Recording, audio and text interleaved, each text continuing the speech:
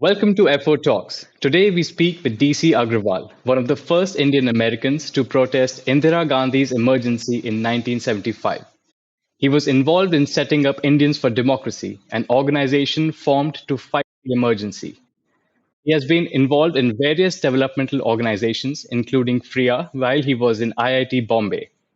He was involved in setting up the New Jersey Transport Corporation as well. Welcome, Mr. DC.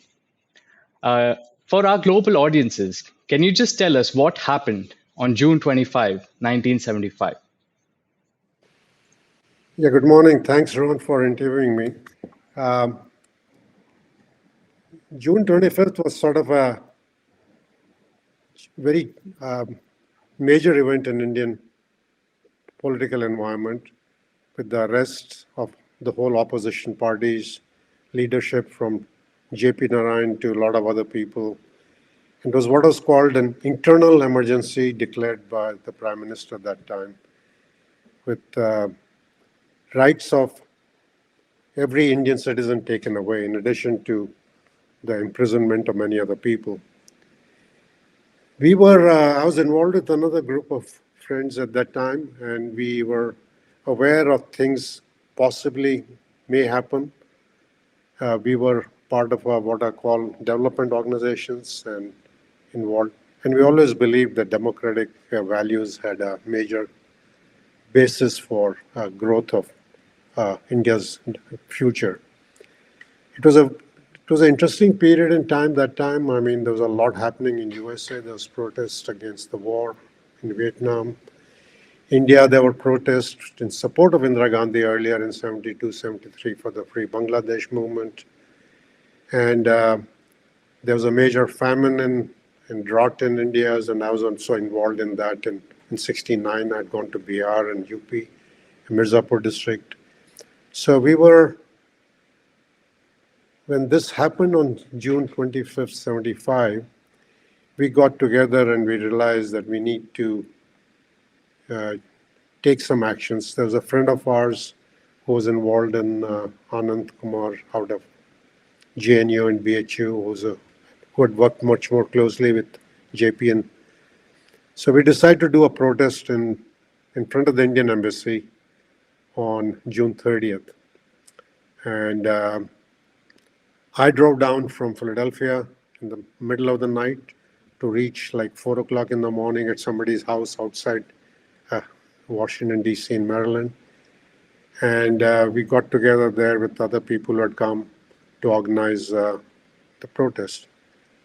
And then we went around 10:30 in front of the embassy. We had some signed petitions we had circulated earlier in the time between the 25th to the 30th.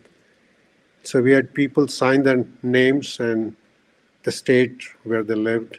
They didn't have any phone numbers or emails that time, so we didn't even ask for that. And there was a little reluctance of people to put more than that information on a piece of paper. And even those who signed, I would say, were fairly brave souls. And there was a little bit of fear complex as that time too. People were saying, why are you doing this? And this became more clearer after the protest. So on 30th, we were in front of the Indian Embassy. We had these petitions, and we wanted to meet the Indian ambassador. So they said he's not there. So we says, who's in charge? They said, the charge d'affaires, Eric Gonzalez, is there. So we asked him whether he would come and accept the petitions. He said, no, he cannot accept these petitions from you. So I said, okay. So we were, at that time, going to lay the petitions on the steps in the Indian Embassy. And we said, let's do that. And I was both involved in laying the petitions, and then I had a nice camera because I was taking photographs. And I wanted to take a photograph of the petitions lying on the steps with the embassy in the background. And then I realized that there was a huge police presence, which the Indian Embassy had asked, I guess, from the Washington, D.C. police to support. So, and these guys were standing in front of the steps. So I took a very nice picture, which shows which just shows their legs and their boots and the petitions lying on the floor, on the steps, I should say. And that captured sort of in my mind the ambivalence of how do you have to fight that even though you want to seek something good and fight for something right, you have to leave it on the steps of people who want to ignore everything. And in the police presence just made it a little brings in starch. That's how the power structure sort of fights anything against it. That picture just What by was chance going through came. your mind? Sorry, My what mind was was going through your mind? actually was there was a lot of we had about 75, 80 people. So we wanted to lay those petitions and give it to the embassy, as I said, and they didn't want to take it. So I wanted to take that picture, and then I remembered a picture I'd seen from Mussolini's time in Italy, where there was a picture of something of the police in front of, demonstrations. There was no petition lying on the floor.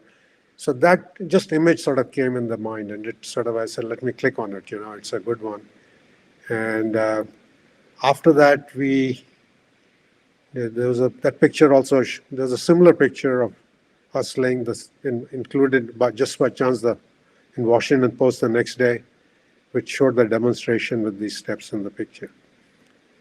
And then we had a press conference at the National Press Club, which explained what we were asking for, that we were looking to lift the emergency, we were looking to free the political prisoners. That was critical for India's development, that we value our democratic rights, and that we as an organization plan to fight for this issue for the next few weeks. We really didn't know what was going to happen. This only happened 3 days.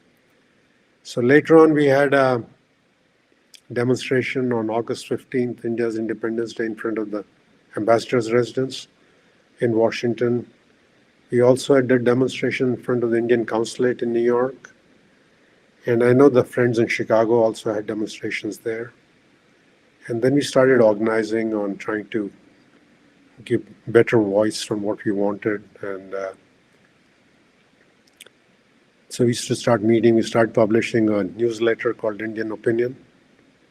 And we were sort of Gandhian in spirit, and we are not ideological in that sense of fighting for one party or the other. We are not anti-Congress or anti-Indira Gandhi. We are just fighting for democratic rights. And we knew we had a mixed bag of supporters from RSS and Jan Sangh to the leftists. And we are trying to stay in the middle without picking up any ideology. Let me come back to August 15th. How did that feel like? Independence Day for Indians, and you're here protesting. And if you think about it, this is 1975. I mean, today's world, mobilization is very easy. You've got WhatsApp, you've got multiple ways, you've got email. How did you to come protest, to voice their opinions in Washington, New York, Chicago? How was that done? It's a mixed bag. In Washington, particularly, there was a larger group of Indians. So some of the people just went to the old phone books. And, you can make out Indian names by name. So you can just start randomly calling and see who will respond on the phone. Some people just hang up. Some said, okay, thank you. And some said, okay. Then we started keeping a log of people who would respond to us. So that helped us keeping, and the phone numbers primarily to help us. In New York, something similar. We used to also go outside in some of the Indian stores at that time. In New York, had more Indian stores than elsewhere.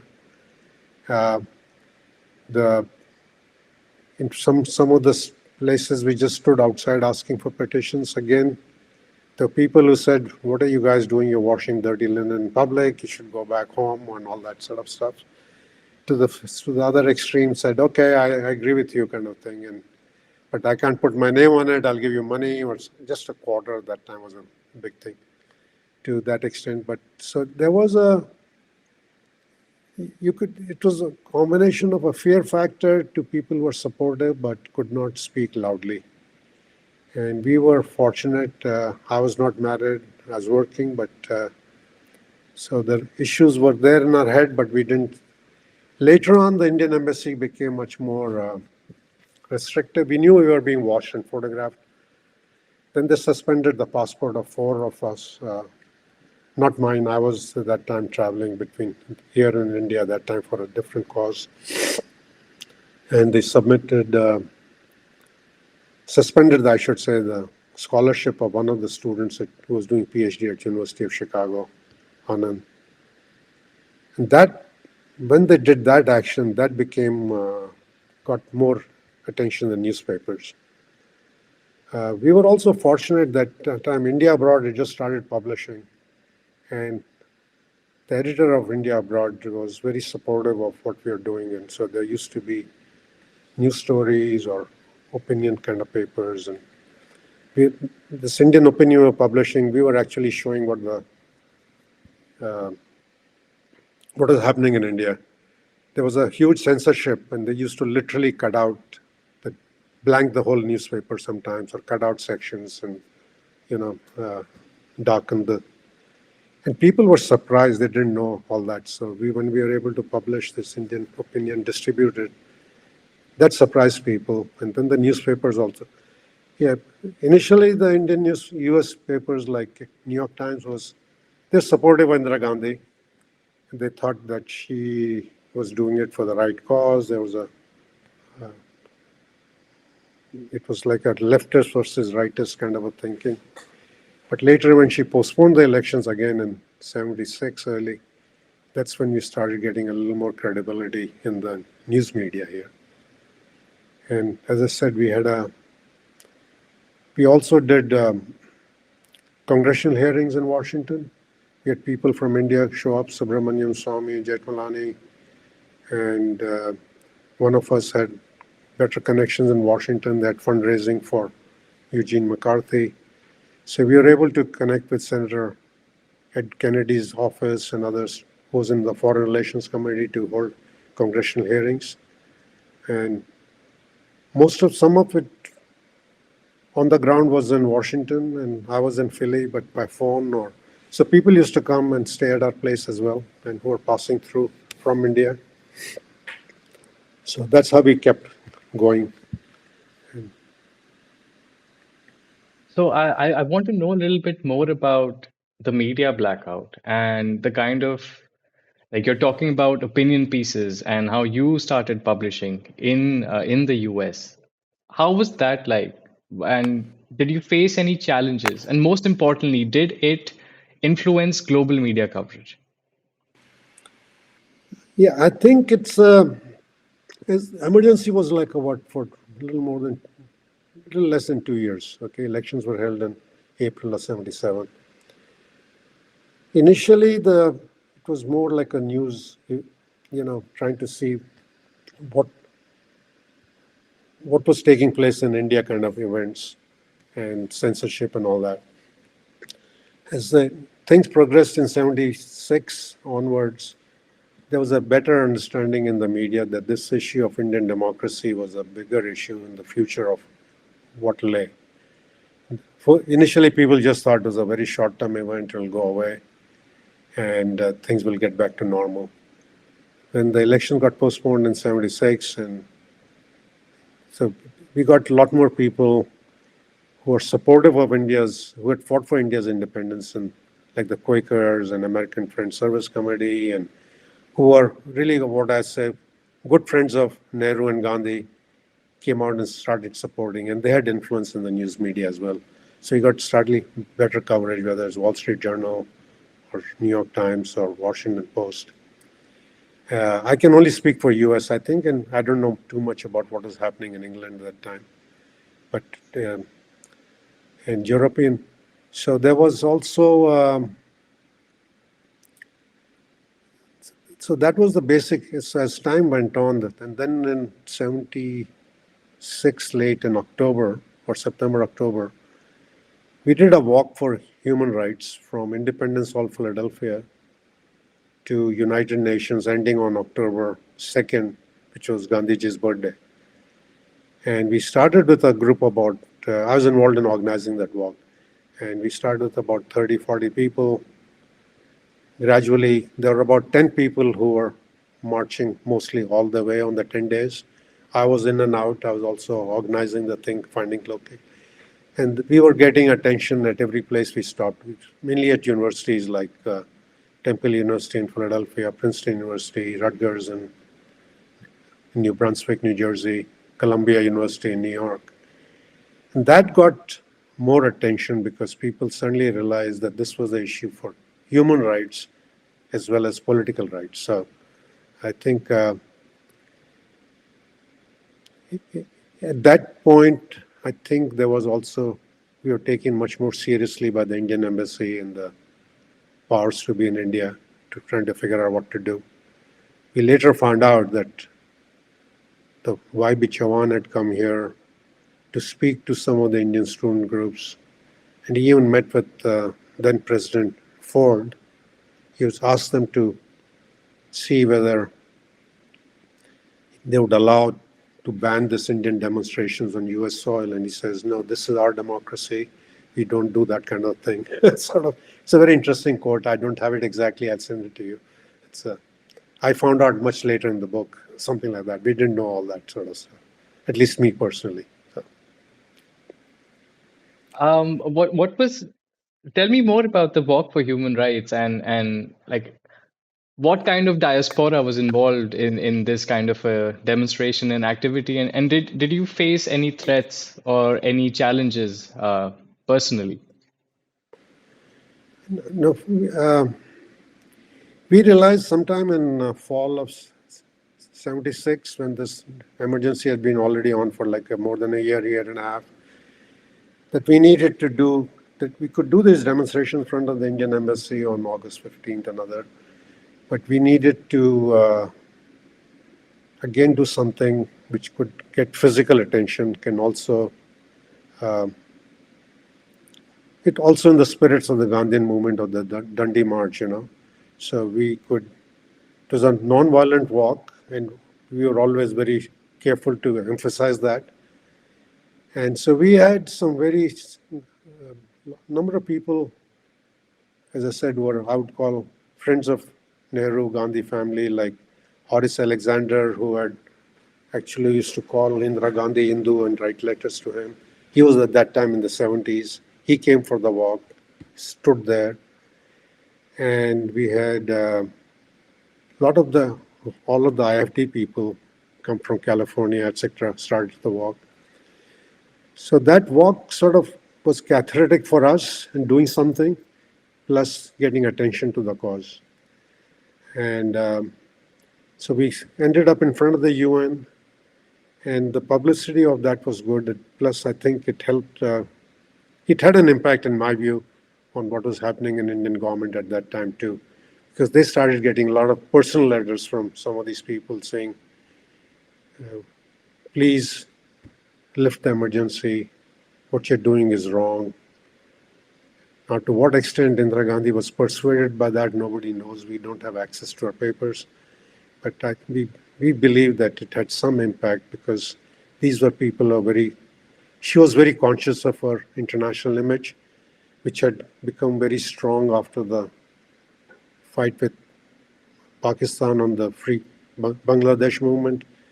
And I think she wanted to be seen as a fair person. So personally, I think it did help in the lifting of the emergency and in calling for fresh elections. I want to end on a note of how Indians reacted in the US. What were your normal conversations like in those 2 years from 1975 to 77? How was diaspora behaving? Was everything discussed on a quiet? Was it more open? Or were people not interested? They were like, they wanted to stay away from the local politics. Well, the diaspora was very small that time. I would say there was probably 100,000 or maybe less across US. And concentration on the university campuses primarily and cities in Washington, New York, work-wise. New Jersey had a fairly even at that time. So we had people who were already established, working and all that, they were very reluctant to get involved on this, especially demonstration, signing petitions kind of a thing. Then there were people who were supportive. So that was the majority of the group, I would say. People just afraid to participate or felt that if they did something will not good come to them or their families in India or here. Then there were people who were supportive and says, yeah, do it, and I cannot be in front, but I support what you're doing, kind of a thing. And so they used to take our newspapers, cuttings, circulate them around, sign petitions also sometimes. Now, those of us, I was working at that time, but a lot of others were students. So the campus was much more active, professionally in the diaspora students. And that had an extreme. It had a lot of people on the left who wanted to be much more in the face kind of demonstrations. There's a group called, and saying we were being too docile in our protest, too Gandhian in our approach. So we said, and the flip side is there are a lot of people that are personally affected who are part of what I'd call RSS now, who are part of Jan Sangh, whose family had been imprisoned, and who, so at one time, as over the 12 to 15 months period, there was a little bit of divergence. So they used to come for the events, but they started doing their own lobbying or fundraising for the people in India, But compared to today, the large diaspora, I don't know what will happen if something like this happens today, honestly, because there is my gut sense is that you'll get about 3 to 5% people will get involved more directly. You will have about 30 to 40% who will not get involved at all. And the others are in the middle, kind of a thing. All right.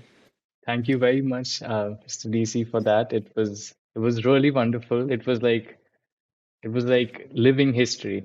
Most of us has have only read about it, seen documentaries, but hearing it firsthand, it's a different expression. It feels different, and it feels like Indians around the world came together, and doing that, except when it's cricket, is a challenge.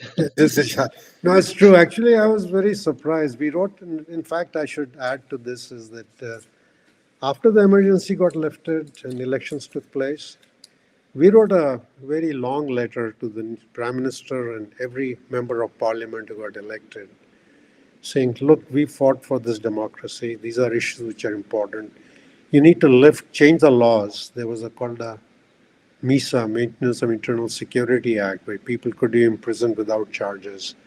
We said that should be lifted. We said that we need a Right to Information Act kind of thing. So we had a list of what I call good citizenship laws. And in fact, we got a reply from then Prime Minister Morarji Desai. And I was privileged. I was among 4 people who met him.